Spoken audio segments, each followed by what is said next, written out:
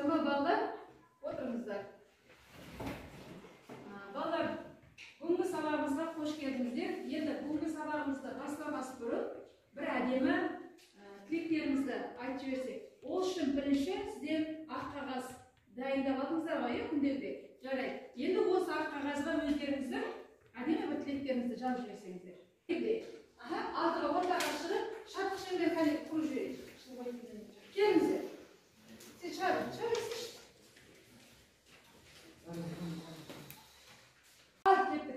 Лақтырып көрейік. Енді кез келген біреуін айтып алыңыздар. Мен мынаны алдым. Сіздер де алыңыздар. Ал енді оқып жіберейік, басып жіберейік. Так, мына жерде де бүгінгі сабаққа сәттілік тілеймін депті. Рахмет. Ал оқып жіберіңіздер. Оқып жіберіңіздер. Маған химия сабағынан ол өте қызық. Мен бүгінгі сабаққа сәттілік тілеймін. Бәріне жақсы көңіл күйде болуына тілектеспін. Мен сабақтың жақсы өтуіне сенімдімін. Келесі тобқа сәттілік тілеймін. Бүгінгі сабаққа сәттілік тілеймін. Сабақтың жақсы өтуіне тілектеспін. Бүгінгі сабақтың өзі өтуіне тілеймін. Бүгінгі сабақ сәттілік. Рахмет. Бүгінгі сабақты жақсы өтуіне тілеймін. Сабаққа сәттілік тілеймін. Бүгінгі сәттілік. Енді қазір оқып жіберіңіздер. Рахмет. Ай, орныңызға жарасыздар. Бұл қағаз өздеріңізге бірге алып кетесіздер. Бірінші топта топ басшысы кім болды? Диана, орныңызға тұрыңыз. Сіз топ басшысы Мінеке Балалықарадан алып отырыңыз. Топ мүшелерінің аттарын жаза беріңіздер. Екінші топта кім болды? Жанболат, молодец. Ал бағалап қарағанда, топ мүшелерінің аттарын жазыңыздар. Енді балалар, біз бүгінгі сабағымызда сіздер білесіздер, табиғаттағы су деген тақырып. Біз алдында сіздерге қосымша тапсырма бергенбіз. Интернеттен осы су туралы ақпарат жиыңыздар. Физикалық қасиет, химиялық қасиет, адам өміріндегі маңызы, судың ластануы және оны алдын алу шараларын үйден қосымша ақпарат алып келіңіздер. Дайыстар ма алып келдіңіздер ме? Ондай болса балалар, бірінші топқа судың физикалық қасиеті және химиялық қасиетін қосымша қостық. Химиялық қасиетін қостық. Екінші топқа судың адам өміріндегі маңызы, ластануы және алғы жолдар. Келісесіздер ғой, енді сіздерге мына алттарыңызда неге ақ қағаз, неге осыны берейін. Енді сіздерге мына жерден қосымша сіздерге материал берейін. Мінеки, судың суреті, сіздерге өздеріңізге қажетті тағы қандай бар? Қандай заттар бар? Дереу алғаныздар. Қадап алғаныздар. Не керек?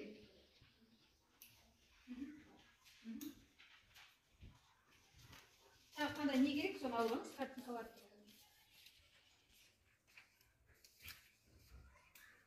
Сіз қайсыны алдыңыз? Жарайды, ал енді топ бөліп беріңіздер заттарды. Дайындалып. Так, сіздер мына картинкалар қалды. Осы картинкалардан өздеріңізге қажетті еңбектеріңізге жаратып, осы бүгінгі тақырыпты ашыңыздар. Сіздерге не берілді балалар? Судың несі? Дауыстап айтыңыздар. Судың адам өміріндегі маңызды, ластануы, алдын алу жолдары. Молодец. Ал давайте топ басшысын бөліп бер. Керектілерін мынаған жабыстыр, қолдарына беретін қолдарына бер, тақырып бойынша қарап дайындалыңыздар.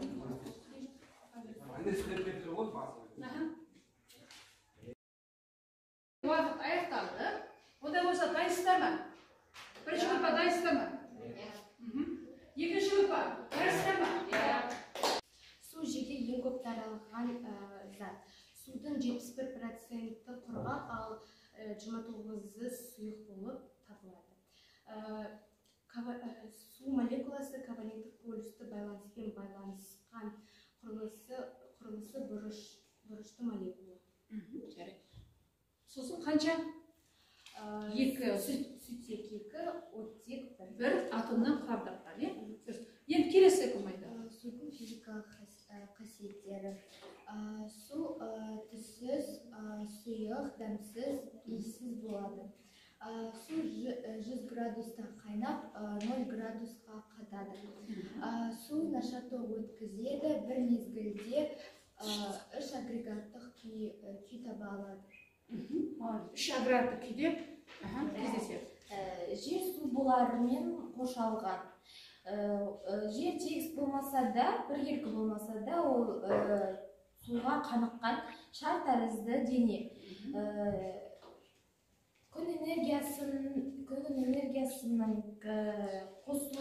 шағысымен біз сулар буланып бізге жоғарыға көтеріліп бізге қайтадан жаңбыр ретінде түседі. Су табиғатта ең берік зат. Су ерігіштігі ең жоғарғы зат десек те болады. Сонымен қатар судың мөлшері қатқан кезде ұлғаяды. Осы құбылысы басқа сұйықтықтардан қарағанда ерекшеленеді. Осы ерекшеленеді. Жарайды, өте дұрыс. Сосын тағы да кім қосады? Химиялық қасиет ма? Алайда. Судың химиялық қасиеті белсенді металдармен әрекеттескенде, мысалы үшін натрий мен су екеуі әрекеттесе арқылы натрий гидроксидімен сутек газын түзеді. Және де орташа белсенді металдармен әрекеттескенде, мысалға мырыш пен су екеуін әрекеттестіре арқылы біз мырыш оксидімен сутекті ала аламыз. Судың адам өміріндегі маңызы. Адам 70% судан тұрады, және де ол сусыз өмір сүре алмайды. Мысалы, біз 70% судан су жетіспесе организмімізге біздер химиялық реакциялар жүрмей тоқтап қалады. Адамдар мен жануарлар сусыз тіршілік ете алмайды. Сусыз мүлдем тіршілік жоқ. Адам 3 күн сусыз өмір сүре алмайды екен бала. Келесі. Судың табиғаты айналады. Су табиғаты үнемі айналып болады. Су булар кондицияланып, жаңбыр түрінде түсіп, теңіз көлдердің пайда болуына әкеледі. Температура төмендеген кезде су қатып, ериді, қайта болады.